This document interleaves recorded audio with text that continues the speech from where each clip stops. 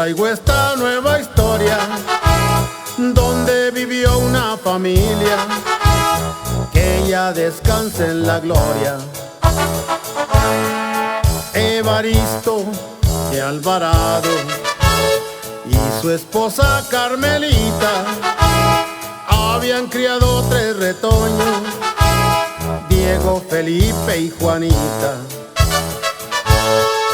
Los hermanos de Alvarado se fueron a la frontera y en su intento de cruzarse el río les quitó la vida.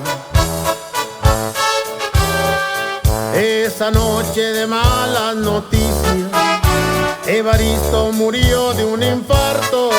Sus parientes lloraban sus muertes, Carmelita en un mar de lamento.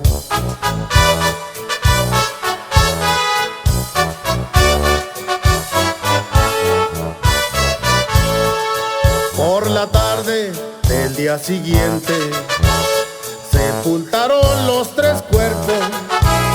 Carmelita inconsolable no soportó aquel dolor. La llevaron a emergencia y a las 3 horas murió. Su corazón no aguantó la pena y tanto dolor. Quedó sola la niña Juanita, diario visita el panteón, va rezando pidiéndole a Dios de consuelo a tanto dolor.